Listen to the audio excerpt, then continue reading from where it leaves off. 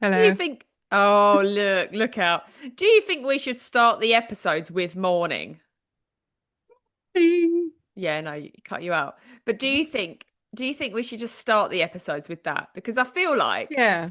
when I listen to them back, we're like talk, talk, talk, talk, talk, and then we go morning, and I think, well, it's past morning now. Time we finish chatting. It's evening now.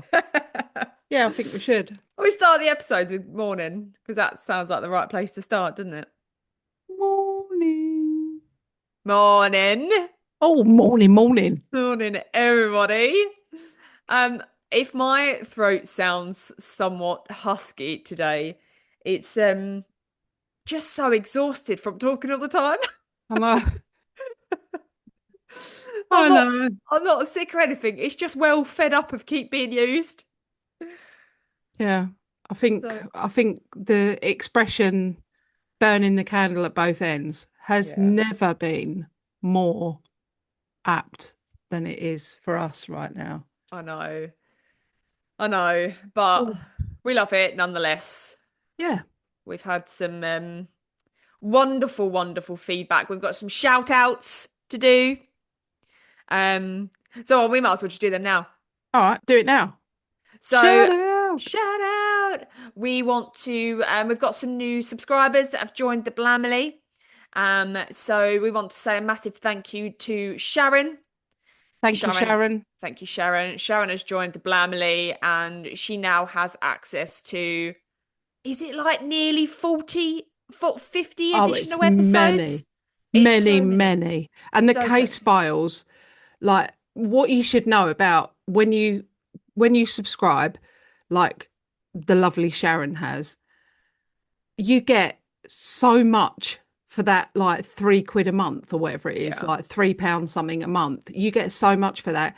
Me and Sarah cannot stop when we're making the case files. We can't stop. Like some of them are so huge because we're like, oh my God, I found this. Let's put Yeah. it in. We've got all these additional episodes that are on there. Amazing. Just loads and loads of stuff. So Even if we do say so ourselves. be like Sharon, join the Blamley. Nah, And please. one more shout out to Bethany. Bethany has joined Bethany. the Blamley. She's making good choices. We thank you both for your support and for your love, and we hope you enjoy all the many additional episodes and all the extra additional episodes to come. Mm. So Yeah, thank we've you. got some great ideas for some extra blams. Because although you get an additional episode every month, we've had a couple of ideas for like more blams in the month. So yeah, who knows? Watch this space. We might be releasing a blam a day. You don't know. I do know, and that won't be happening. That's fair enough. Yeah. There is no way I wouldn't be able to speak. But yeah, so thank you guys for your Thank support. you. So shout outs done. Done. That Blamely music that you created, talking of blams, was wonderful. Welcome to the blam. Welcome to the Blam. Yeah, That it's was proper so good. rocky, isn't it? It was so, so good. So also, if Well, you're not thank part you. of the Blamley, you are missing out on that because that was a Yes. treat. Yes, That was a treat. absolutely. But do you know what's not a treat? Random blams. Go.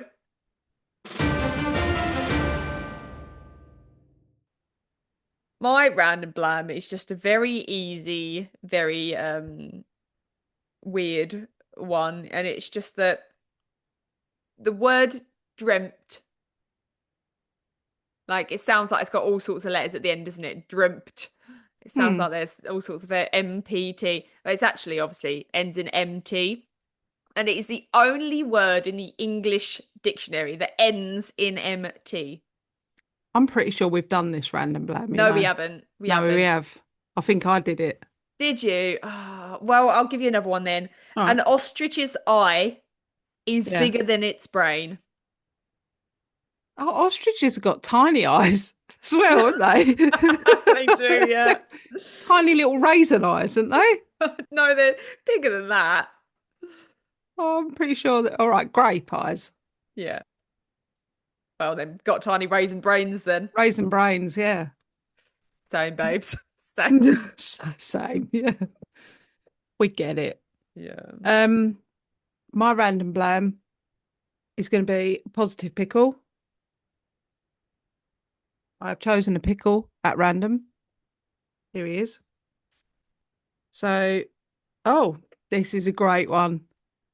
Your positive pickle for today says, have fun. Goodbye. All right then. Just that. Oh yeah, have fun. Goodbye. Have fun. Goodbye. Bit of a blunt positive pickle. Yeah, it Not gonna is. lie. Yeah. Yeah. Yep. But positive nonetheless. Positive nonetheless.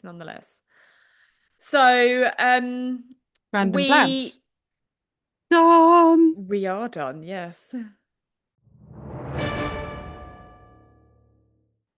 So I put out a post online and asked everybody, what sort of episode do you want? Because Mhm. we cover quite a lot of topics and it was like, oh, what do I want to do? And sometimes we don't know, we don't want to do like a really hard, heavy one. Sometimes we want to do real fun ones. And Yeah. I just couldn't find one that I personally wanted to do.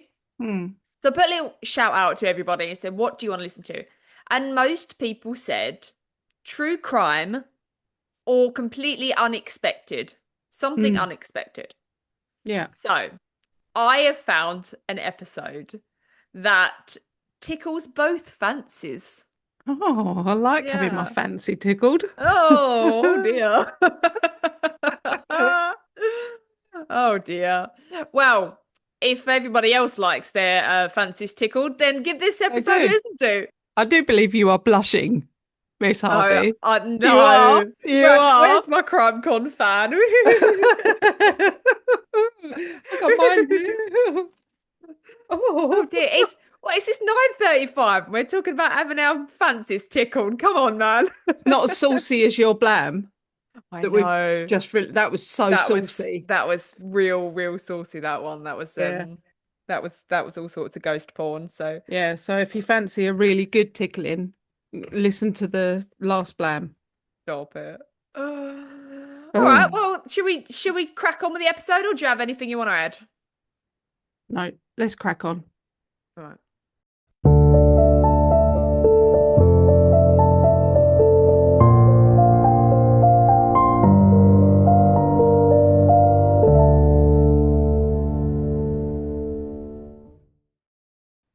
This episode comes with a trigger warning as it contains descriptions of rape and sexual assault.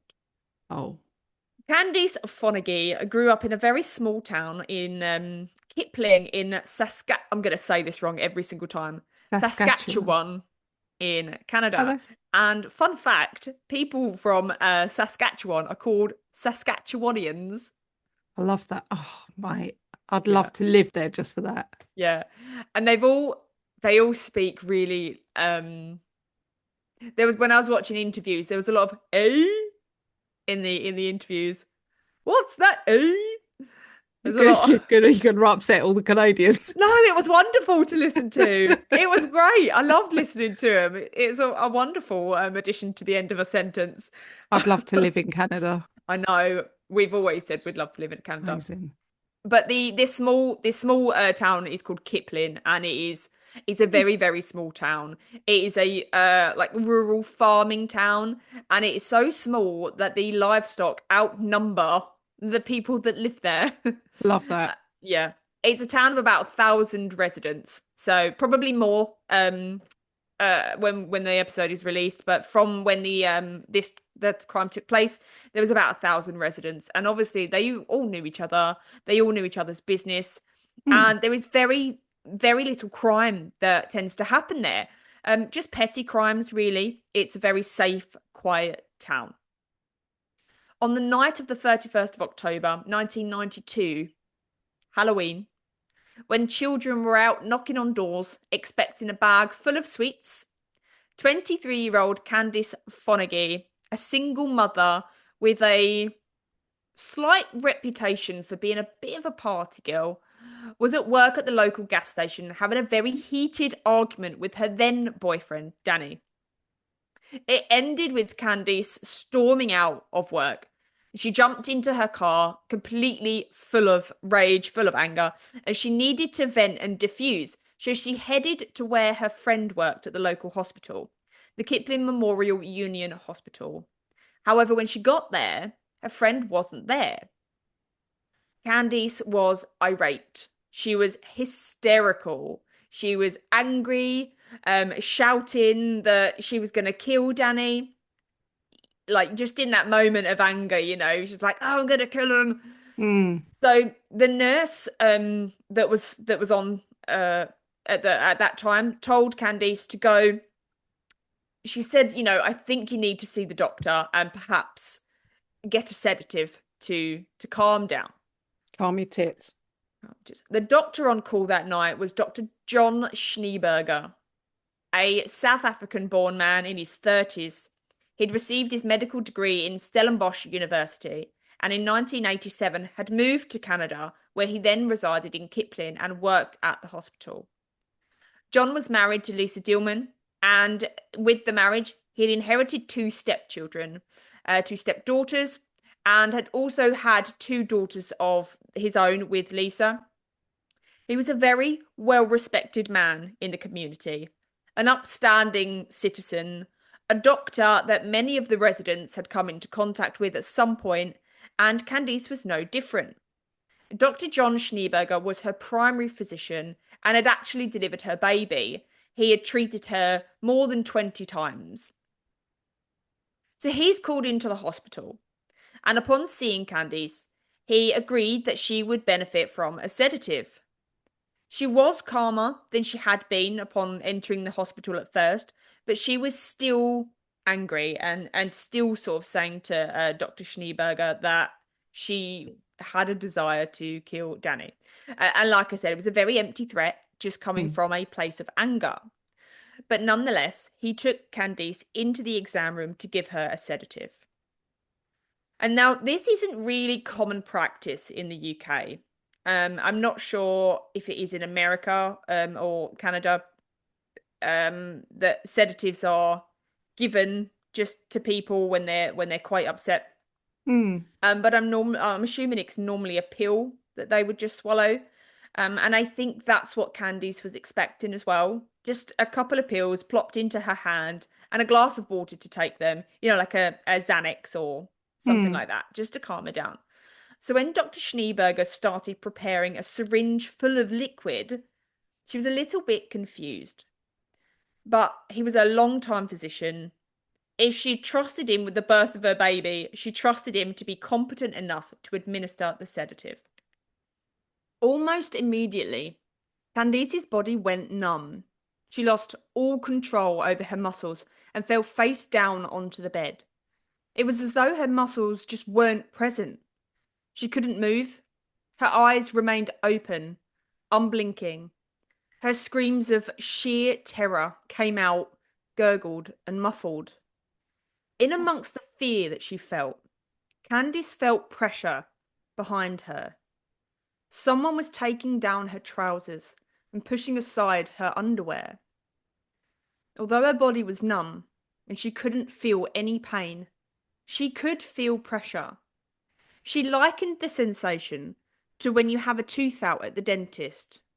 You can't feel the pain, but you can feel a pressure and a pulling and a tugging. Mm.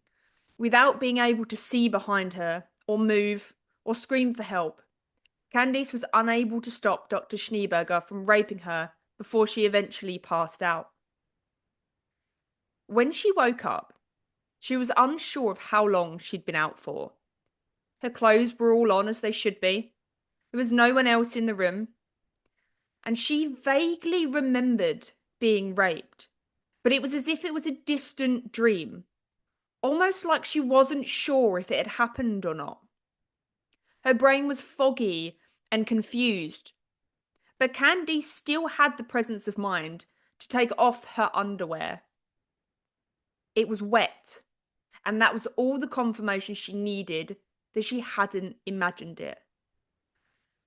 So, disorientated, dizzy, She searched through the office, some of the drawers, the cupboards, and eventually found a Ziploc bag that she placed her underwear into. She Wow. would not let Dr. Schneeberger get away with this. But the effects of the drug were still making her dizzy, and the nurses insisted that she spend the night at the hospital. So she did. She said nothing to no one.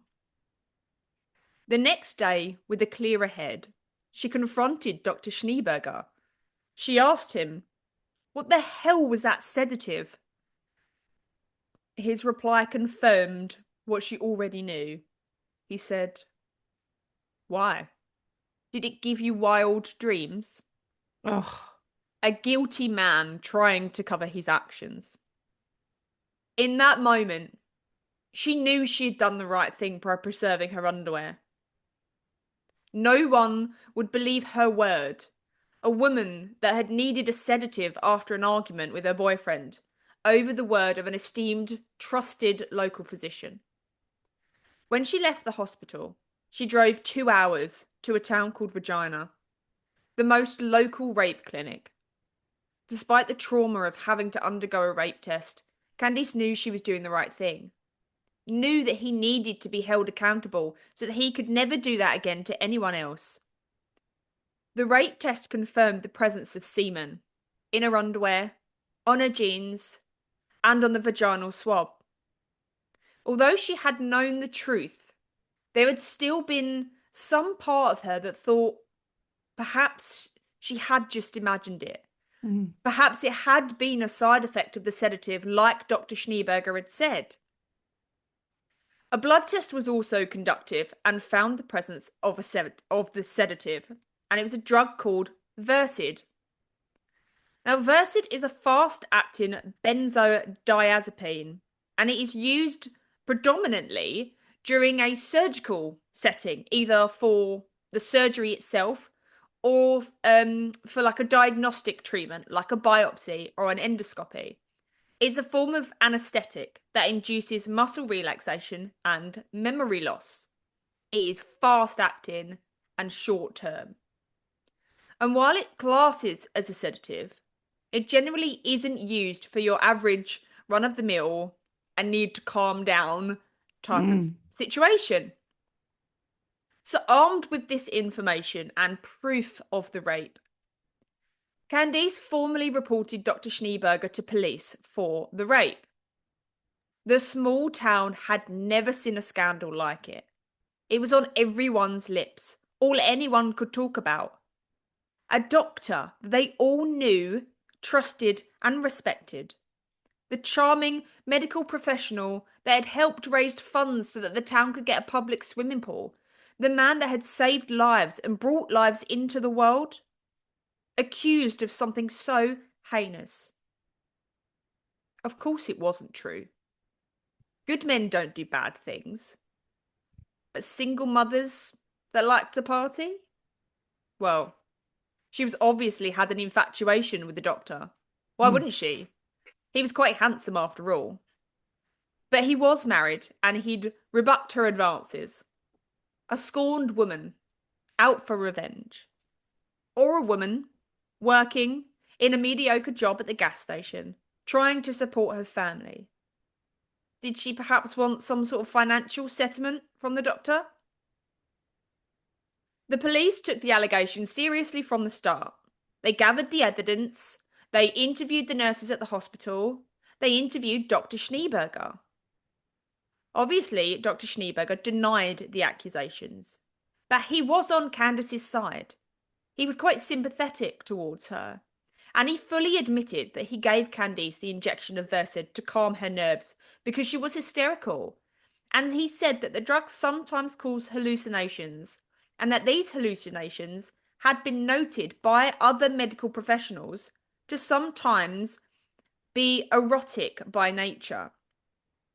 So he didn't deny that perhaps she thought she had been raped, and actually spoke very highly of her character.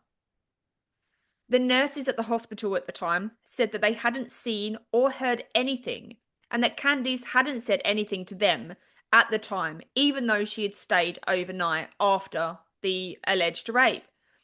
They had been in that room after the doctor and hadn't noted anything out of the ordinary. So the police didn't have much to go on really, other than the DNA evidence. But without any other evidence or probable cause tying the doctor to the rape, they couldn't just ask for his DNA. They couldn't get a warrant for his DNA. However, he was a well-respectable, reputable doctor, and he didn't want these allegations to damage his career or tarnish his reputation, so he voluntarily agrees to give the police a blood test. Let's just put all this to bed and move on. So he gets one of the registered nurses at the hospital to take his blood, and it's then given to the police. The DNA from the blood test was tested against the semen found in Candice's underwear and on her vaginal swab. The results came back negative. Dr. Schneeberger's DNA did not match the DNA found on Candice. What? And she was astounded, perplexed. How could the DNA not match? She was positive he had been the one to rape her. Who else's semen was it that had been found? And this negative test was enough for the townspeople to fully back the idea that Candice was a liar, just out for her 5 minutes of fame, out to try and get a quick buck at the expense of a well-loved doctor. They didn't doubt that there was semen found in her underwear. Perhaps she had planted it. Perhaps it was leftover DNA from a consensual encounter and it wasn't her boyfriend's. But the doctor had squashed these rumours that he was involved. However, Candice just couldn't let it drop. It just wasn't possible that the DNA didn't match. The blood must have been tampered with. Or perhaps there was some contamination during the testing. She didn't know what had happened with the results, but she knew they wasn't right. So for about a year after the first test, Candice hounded the police to conduct a second test. She continued voicing these allegations against Dr. Schneeberger. And although he was sympathetic to her for a while, he was starting to get less so as time went on. So, absolutely sick of these rumours, sick of the allegations, he once again voluntarily says, do you know what? If it's just going to put this to bed once and for all, I will willingly provide another blood sample. Because, again, police didn't have any grounds to actually request one from him. They'd already done the test. They couldn't ask him again, especially as the evidence had already come back that it wasn't a match. So why would they then go and do it again? They had no evidence against him. But he just wanted the allegations to end. So he once again gets a registered nurse from the hospital to take his blood. This time in the presence of a police officer. The police officer watches the nurse insert the needle into the crook of the doctor's arm, watches the blood be drawn into the tube. It is then labelled up and handed straight to the officer, and the officer then sends it straight to the lab for testing. And Candice breathes a sigh of relief. Finally, he'll be held accountable. But also she's nervous. How could he be so willing to hand over his DNA when it's going to prove his guilt? So she waits with bated breath as the test results come back. Negative. Once again, Dr. Schneeberger's DNA does not match the DNA found in Candice's underwear and vaginal swab. And it's not like they can't get a DNA profile from the blood or from the semen. They are just two different profiles. Not even the slightest chance that they match. So now, the police's hands are tied. They've literally gone above and beyond to try and apprehend Candice's rapist, Dr. Schneeberger. But the evidence just isn't there. So in 1994, police officially closed the case. Candice become somewhat of an outcast from the little community. People were so appalled that she would accuse the good doctor of such a heinous crime. Dr. Schneeberger's wife, Lisa, was particularly outspoken about Candice, saying that she just wanted their money. But despite the abuse that she was getting, despite what everyone was saying about her, despite 2 negative DNA results, Candice would not, could not give up. Good. She may not remember the rape clearly, but the semen confirmed everything. It's true that the drug could have caused her to hallucinate what happened, but it certainly couldn't have produced the semen. So Candice packed up her belongings and moved 2 hours away to Regina. She couldn't bear to be in the same town as him, couldn't bear to have everyone think that she was a liar, couldn't bear the thought that he could be doing this to other women. But she wasn't running away.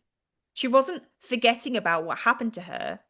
She still had fight left in her, so she hired a private investigator. Larry O'Brien, a retired member of the prestigious Canadian Royal Mounted Police.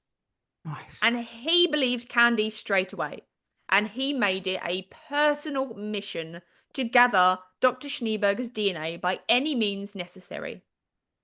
He followed him, watched his every move, and hatched a plan. He asked one of his assistants to disguise themselves as an employee of the local radio show. He went to Dr. Schneeberger's office with the competition, albeit a fake competition. But the doctor wanted to enter. But to do this, he had to fill out a form and put it in a sealed envelope. Nice. No problem. The fake radio employee watched as the doctor used his saliva to seal the envelope closed before handing it back. Obviously, Dr. Schneeberger never heard back about his entry into the fake competition or whether it was successful or not. But Candice waited for the results to come back. The results of the DNA testing that she had sent the envelope for, paid for off her own back. However, the DNA from the envelope turned out to be contaminated. How? They don't know. But it was useless. It yielded no results. But she was emboldened by the private investigator's determination to gain the doctor's DNA by any means necessary. So this was just a setback. The private investigator decided to up the ante. He followed the doctor in his car, and when he parked up and left it unlocked, the investigator saw an opportunity. He snuck into the doctor's car to obtain DNA. He plucked some hairs off the driver's seat headrest and looked around for anything else that could be used. And there, in the central console, was a small tube of chapstick. Great.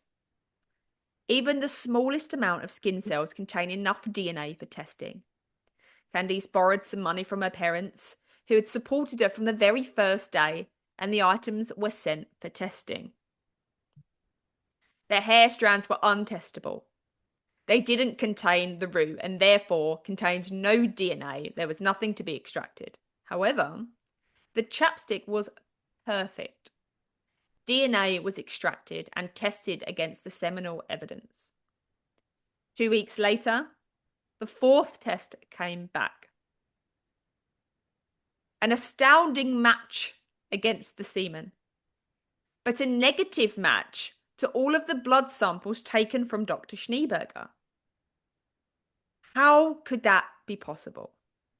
DNA from skin cells do not differ from DNA extracted from blood or anywhere else on the body. But why it differed didn't matter to Candice. She felt vindicated. Finally, a positive match. Finally, what she'd been working for over 2 years. She knew she couldn't give up, knew that she had to keep fighting to get justice. And now with this positive result, she would get it.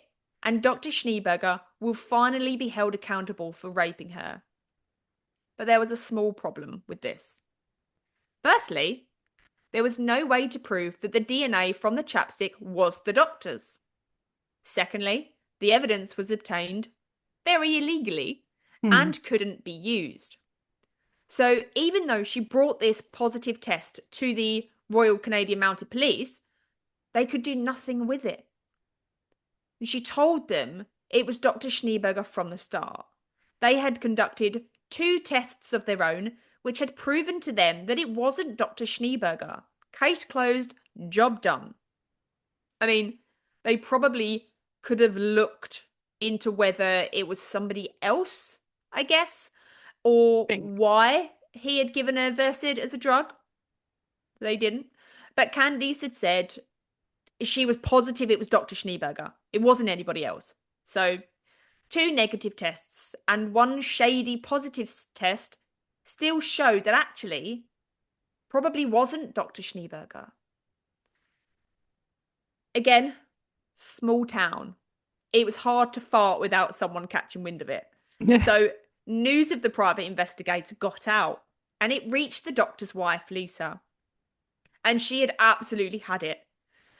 She blacklisted all of Candice's family from receiving medical attention from the Kipling State Hospital, which Wow. in normal circumstances you'd think would be quite unachievable. But Yeah. in a small town with only 2 doctors, one of them being Dr. Schneeberger, it was very achievable. Jeez. But still, Candice was not perturbed, not in the slightest. She brought a civil case against Dr. Schneeberger. A civil case is a non-criminal legal dispute, but still a way for Candice to prove the doctor's guilt. She sat in the courtroom opposite the doctor's wife, Lisa, and Candice says, "If looks could kill, I'd be dead." A very intimidating experience, but she was so determined that she let nothing stop her. The pressure of this civil case and of all these rumours being reignited prompted Dr. Schneeberger to offer one last sample of blood. He says, "I will freely volunteer one last sample. I've already given 2 to prove my innocence, and I'm happy to do one more, but then that's it. I don't want to hear any more about this. I don't want to, you know, I want it put to bed. I'm going to give you one more DNA." And Candice agrees. One last blood test, and she'll be happy. This time, Dr. Schneeberger is taken into the forensics unit to have his blood taken by one of the technicians there, which generally is standard practice. But because he's given it of his own volition, they allowed it previously to be done elsewhere, although still Right. monitored. And this whole encounter is recorded. Even though the second blood test was taken by a registered nurse that didn't work specifically with the doctor, and it was watched by a police officer and handed straight over with no means of it being tampered with by the doctor or by anyone else, they just wanted to really cross the T's and dot the I's to finally say, "We've covered everything." Hmm. So it was about 3 years on from the crime, from when the original DNA test that Dr. Schneeberger had willingly given. So he goes into the lab. He's courteous. He's polite. He sits down to read the document that he needs to sign. It's a consent form. And the technician asks for his finger. Standard practice is to draw blood from a pricked finger. They don't need a huge amount of blood. They don't need a vial of blood. So a pricked finger that is sufficient enough to get DNA from to do testing. But Dr. Schneeberger says, "Do you mind drawing it from my arm?" He tells the technician that he has a condition that means that he bruises quite badly. And due to his line of work and being a doctor, he doesn't want to have big, bruised, sore fingers. And again, because the doctor was there of his own volition, and because if they'd said, "No, we need to get it from your finger," he could have just said, "Oh, fine, I don't want to do it then."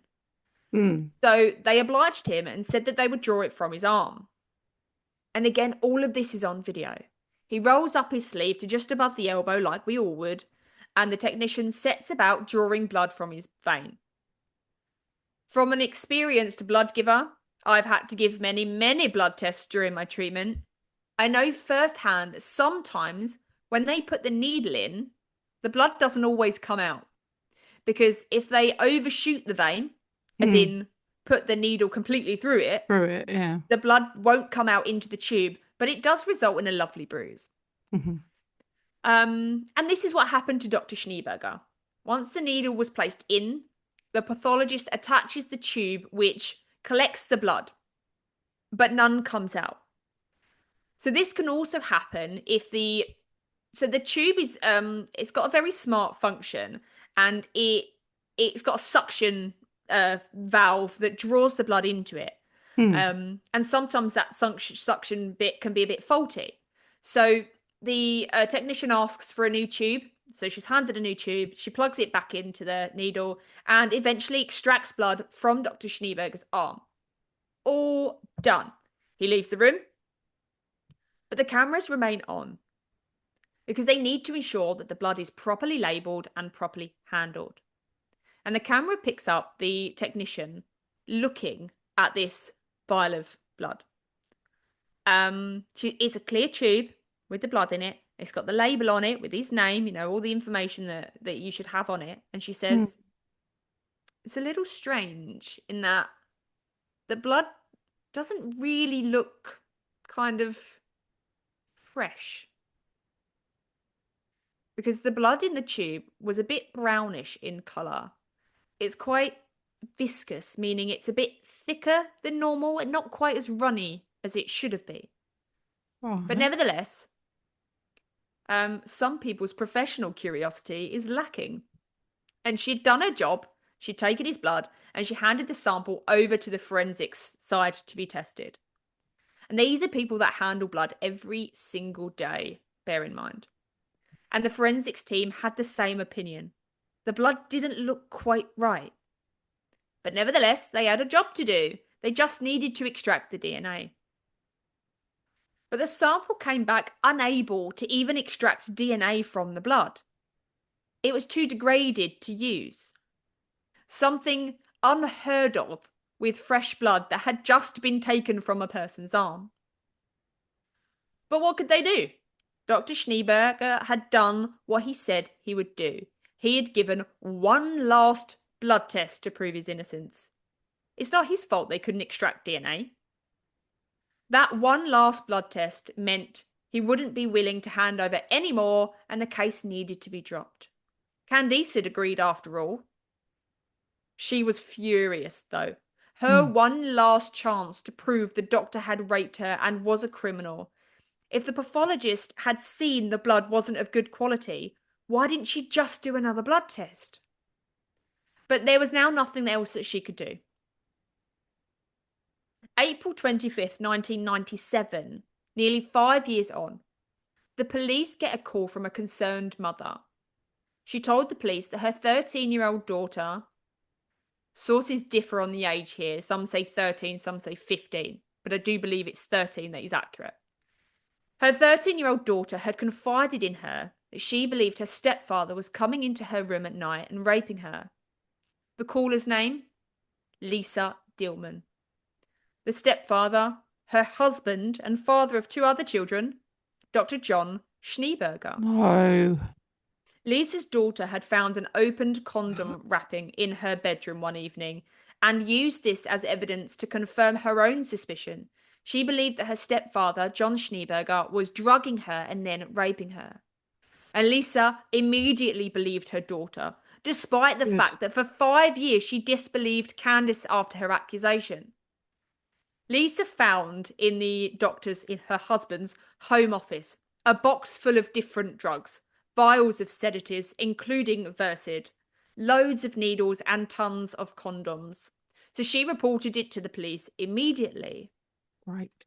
So this time the doctor was arrested and taken into custody, where he didn't have a choice of what DNA was collected and from where. They had a warrant to obtain his DNA, and it was taken from 3 separate places. His bloods, via prick of the finger, his hair, and a saliva swab. They also videoed this at the time. And this time, the doctor wasn't quite so jovial. He was quite Mm. sullen and withdrawn as the technicians took these samples from his body. All three samples came back a match to the semen found in Candice's underwear and vaginal swab. Hallelujah! At last. Finally, the result Candice knew was the correct result from the start. It was the result that she'd been plugging away at for 5 years. She wasn't crazy. She wasn't a jilted lover. She wasn't a woman out for revenge. She was a victim determined to get justice. But that's not what people were talking about. They weren't discussing how could the doctor have done something so awful? Mm. How could he drug and rape people? How many other patients had he done this to? Yeah. They were discussing how could the first two blood DNA samples have come back negative? How, when they were both drawn by registered nurses and one was witnessed by an officer, could the test have been tampered with? Well, Dr. Schneeberger told all at the trial where he was being tried for both crimes, the rape of Candice and the rape of his young stepdaughter. While on the stand in 1999, 7 years after the rape of Candice, Dr. Schneeberger explained how he had foiled the police. In his left arm, the doctor had inserted a 15 centimetre long Penrose tube. This Penrose tube is a soft, flexible piece of tubing that is primarily used after surgery to help drain away lymph fluid to prevent swelling. Dr. Schneeberger, however, had used it for a very different reason. He had sewn one end closed, filled the tube with another man's blood and anticoagulants to stop it from clotting, Oh sewed man. up the other end and inserted it in the area where there is normally a nice big vein in which nurses would primarily take blood from.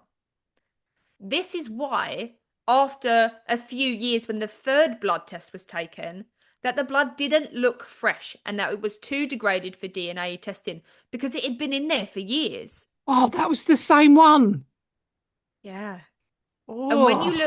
when you look closely at the recording of him having his third DNA test done, you can see him being very careful about how he rolls his sleeve up.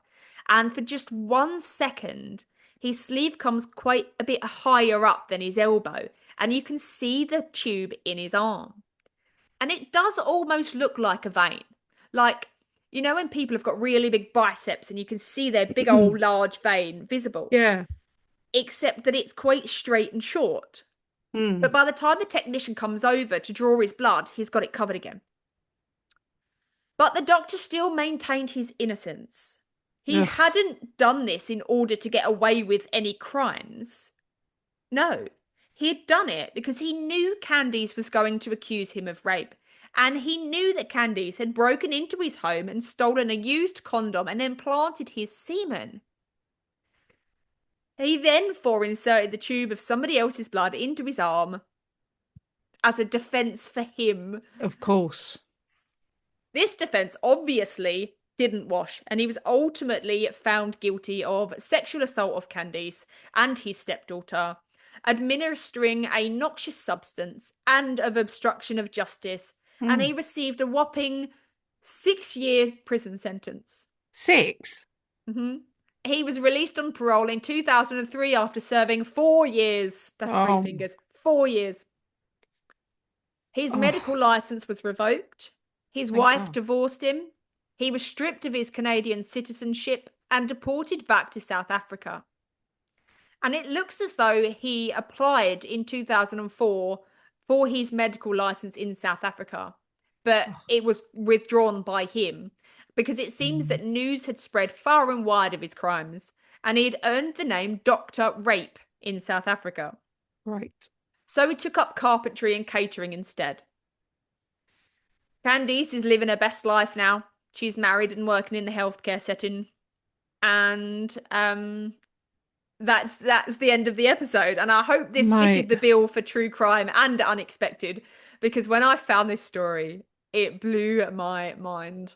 I cannot believe the lengths that someone will go to do that. I Yeah. mean, like putting a tube of someone else's blood in your arm. Yeah. But imagine being that man whose blood it was. Yeah. That's But also, like if they'd just looked into it a bit more yeah. originally, his stepdaughter would have been saved from that attack, you know? Yeah. But it's like nobody questioned why he'd given her Versed as Mm, a sedative. That should yeah. never have happened. Should No. never have happened. And nobody's went, well, why would you give her a drug that causes amnesia? Because that was what he was doing. Yeah. I don't know if he'd done it to anybody else. There's no other stories of him doing it to anybody else apart from If he's Candice. going to go And to that length to do that, I bet he yeah, did. I yeah, I bet bet he he did as well. did. And thank God Candice like properly pushed that and said, Yeah. no, I'm not letting it go. Because we know that many, many, many, many people just don't talk about it. Well, that's the thing. Male and female, they don't. No, that drug causes amnesia. Mm, So she didn't remember the rape. mm, She just knew it wasn't right. mm, That's why she had the wherewithal to take her underwear mm. and check it. Whereas a lot of other women may have just woken up and gone, gosh, that sedative was strong. That knocked me right out and Yeah, I carried on feel with their rough. I'm day. going home. Yeah. Yeah. So God knows how many other people he'd done that to. Um, but it's I think it's a very similar drug to when you have an like I said about an endoscopy or Mm, endoscopy mm, where you don't remember having it done. You're awake sometimes while mm. it's being done, Yeah. but you don't remember it being done. Yeah. Yeah. No, I used to get sedated when I went to the dentist, like Yeah. every single time. And that was kind of like that. You'd Yeah. have moments of like kind of being aware of things Yeah. and then like, and then not, and then you'd be unconscious, and then you'd sort of, oh, I vaguely remember that. And, or do I, Yeah, it's a exactly. really strange, like being sedated is strange anyway. Yeah. But But how scary is it for him to go, that medication causes hallucinations, by the way, and you go, oh, that'll be why then. That'll be why that's what it is. I've Yeah. got this sort of thing in the back of my head, this hazy recollection of something. That's probably the That's effects of the probably a drug. hallucination. Yeah. Yeah. Oh Oh, it's man, gross. It's real gross. real scusties. Proper scusties. Yeah. Yeah. But I'm so glad that she pushed it. Yeah, and I think what an advocate for, Oh my God. sticking with your gut and Mm, doing what you know is right. Like yeah. at any opportunity, she could have gone, do you know what? This is too difficult. I've got such a fight on my hands. Mm, I'm not being believed. I'm being made like an absolute martyr of in the mm, town. I'm being completely ostracized. My family's no longer able to receive the medical care in town. They've got to go elsewhere. It's just not worth it. yeah. But she did none of that. She was Which like, is I what he would know. have been counting on. Yeah, absolutely. Yeah. Yeah, and at that position of power, when they was like, well, obviously he wouldn't do that. Mm, He sees yeah. everybody in the town. He's delivered everybody's babies, so obviously he wouldn't be doing that.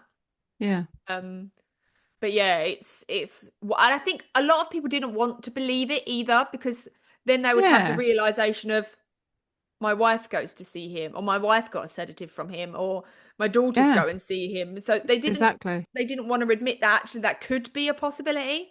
Yeah. So yeah, Yeah. And that's what these predators rely on. yeah, No one's going to believe. intimidation and Yeah. yeah, No one's going to believe them over me. yeah, Jeez. That's yeah, absolutely bonkers. What yes, an evil predator.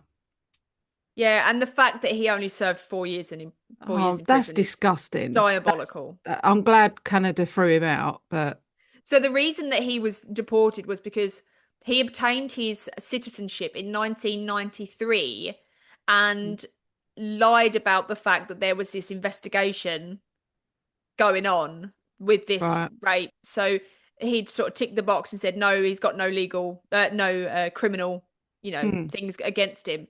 When he had this accusation against him. So it was a bit of a loophole that they was like, well, off you go. Yeah, get out. Yeah. Oh, So yeah, geez. that is the story. That is bonkers. Yeah. That is absolutely, but and it's terrifying to think that people go to those lengths just so that they can do something and get away with it. Yeah. What a shame because he could have been a good guy and he chose not to be. Oh yeah, but you could say that about everybody that does I do try. say that about What a everyone. shame. Yeah, what a shame. What a shame Yeah. you're this person. Yeah. Oh, All well, right. thank you, Well, buddy. I guess we'll see you on the next one. See you on the next one. Bye. Bye. That might be it for today's episode, but if you fancy even more weird and wonderful episodes, Head over to perplexedpodcast.com and become a Blamley member for just $5 a month. you'll get an extra episode every month, plus loads of juicy bonus bits, like really in-depth case files. All the links are in the show notes. Come hang out with us on socials too. And don't forget to follow the show and drop us a cheeky review. Until next time, bye. Bye.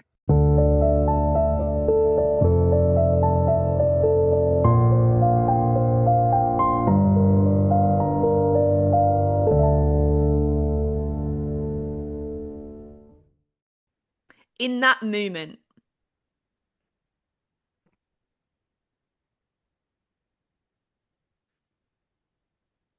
Moo.